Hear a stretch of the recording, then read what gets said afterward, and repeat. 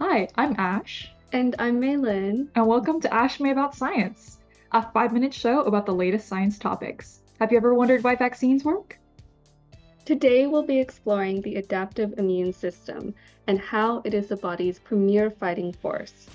Through this knowledge, we'll understand how vaccines are effective in protecting against severe illness. Ash, take it away. Bobby's a college student, and they get infected with the flu. The first line of their body's defense kicks in, the innate immune system.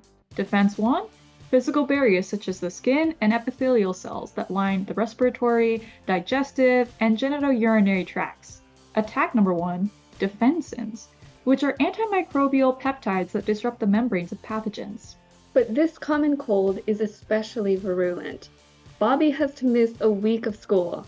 The innate immune system is unable to contain and destroy the pathogen. We need backup. Let's bring in the big guns, our adaptive immune system.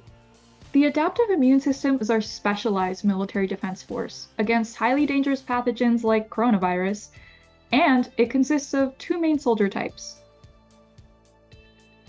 We have B cells and T cells. These cells are lymphocytes, or specialized white blood cells that originate from lymphatic regions.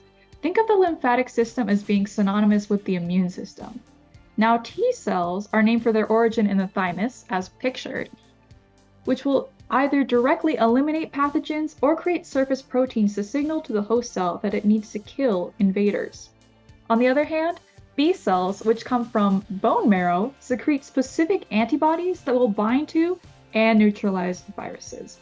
Um, our first figure shows a virus pathogen represented in red, but viruses are not the only detrimental type of pathogen. Fungi, protozoa, bacteria, and even prions are also considered pathogens. In this case, a virus has made its way into a host cell somewhere in the body triggering our innate immune system to respond in an almost indiscriminate fashion to the perceived threat. Then, depending on the type of pathogen, both B and T cells respond. Notice that the B cell is producing antibodies called immunoglobulins, which you can see in a picture on the right.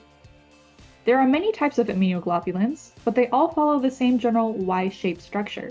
See how the arms of the Y are binding to the virus and keeping it from infecting the host cell? T cells in this diagram show a squiggly red arrow to signify that those T cells have signaled to the host cell that it needs to destroy the pathogens, which it has. So, Meilin, how does our body produce this response every single time we get sick? Especially since pathogens are constantly changing around us. How can our immune system keep up? Yeah, that's a great question, Ash. Did you know that our adaptive immune system has a memory? Along with soldiers and messengers, we have memory cells which are like your body's historians. They remember the great battles that your adaptive immune system has fought. They know how the pathogen behaves, and they can recruit B and T cells at a faster rate and in stronger numbers. Take that, common cold. In our second figure, we can see that the initial response to antigen A is relatively slow compared to subsequent responses. There are also fewer antibodies secreted. The second response to that same antigen A is much faster and more antibodies are secreted. A few notes about this figure: the time scale can vary dramatically. For Bobby, this may look like 1 to 2 days to elicit a primary response, rather than 20. Plus, the second infection can be months, even years after the first response, depending on when the body is infected again. Notice how each antigen has its own response. When a different antigen, say antigen B, comes along, we see another initial response. Sometime later, Bobby gets the flu, again, but this time he only feels really sick for a few days. He doesn't even have to miss a week of school. So, how did Bobby's body's immunological memory shorten the time it took Bobby to recover? Well, once those lymphocytes specialize to attack a certain type of pathogen, they rapidly multiply. Figure 3 shows an inactive, naive cell, that is, a T or B cell that has not yet encountered a pathogen. When it is finally exposed to a pathogen, it has one of two responses. It can deviate into effector cells, which go off on active duty to respond to and eliminate pathogens, Or it can become a memory cell, which will stick around on the battlefield and sort of direct the war plans. Memory cells can also become effector cells after a second encounter with a harmful pathogen occurs, but either way, they proliferate. Memory cells already have the war plans ready from the first battle. They just need to send them out to some new troops. Let's check your understanding. Here we have a question. The measles is a highly contagious disease which can lead to severe complications and death, according to the World Health Organization.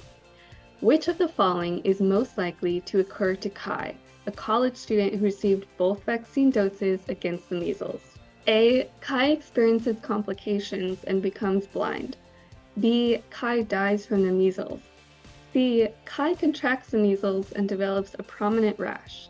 Or D. Kai does not develop the measles disease and experiences no symptoms. Pause the video now and come back when you're ready for the answer.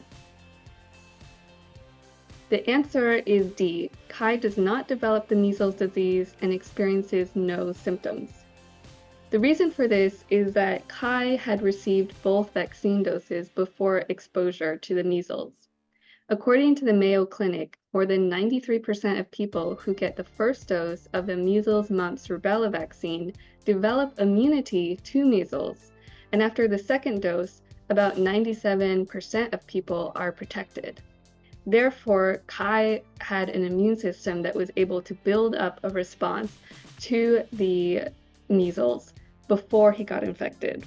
Overall, we hope you've gained a basic understanding of B cell, T cell, effector cell, and memory cell function in the adaptive immune system. We understand how Bobby's immune system responded when they first got infected with the flu, and why they didn't get as sick the second time they were infected. So, Meilin, what can viewers do about protecting the health of their own immune system? Yeah, thank you for the question. Viewers can get immunized. You don't have to go through what Bobby went through. By getting vaccinations like your regular flu shot, you can generate memory cells and bypass the initial immune response and stay in school. Here's our works cited page for reference. I'm Ash. And I'm Meilin. And thank you for watching this episode of Ash Mei About Science. Bye!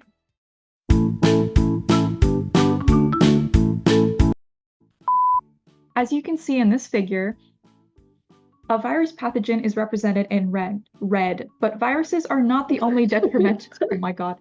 I'm so sorry. Okay. Okay.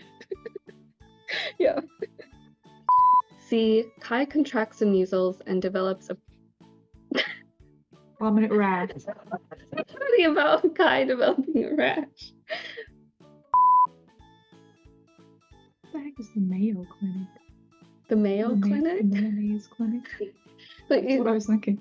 Well, it's a extremely well-respected clinic. I hear about it all the time, but then it's like, what does it stand for? So it's some guy named Mayo? Probably. That's kind of cool. I like the name. Anyway.